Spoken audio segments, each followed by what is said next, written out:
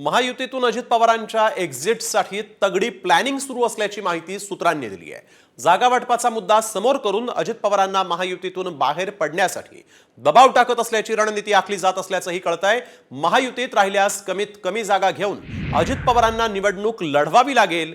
ही तडजोड स्वीकारायची नसेल तर वेगळे होऊन लढण्याशिवाय त्यांना पर्याय उरणार नाही असं सूत्रांचं म्हणणं आहे।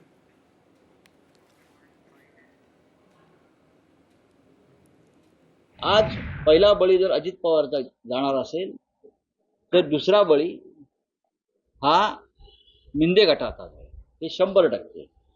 2024च्या निवडणुकीनंतर परिवर्तन जे होत आहे त्याच्यामध्ये सत्ता जरी महाविकास आघाडीची येणार असली 100%, तरीही कोणत्याही परिस्थितीत राज्याचं नेतृत्व एकनाथ शिंदेकडे राहू नये यासाठी भारतीय जनता पक्षामध्ये आत्ताच हालचाली सुरू झालेल्या आहेत। ज्यावेळेला नोव्हेंबर महिन्यामध्ये विधानसभेच्या निवडणुका येतील त्याला राज्यामध्ये महायुतीचं सरकार त्या ठिकाणी येईल अशा पैकीचं वातावरण निर्माण झाल्यामुळे लोकसभेच्या निवडणुकीच्या पासून 5-5, 6-6 मुख्यमंत्री आज एकदम हवालदिल झाले असल्यामुळेच अशा पैकीच्या बातम्या पेरण्याचं काम विरोधकांच्याकडनं त्या ठिकाणी सुरू असल्याचं पाहायला मिळत आहे। महायुतीच्या एकसंघ भूमिकेवरती कुठल्याही पैकीचं प्रश्नचिन्ह त्या ठिकाणी निर्माण होणार नाही।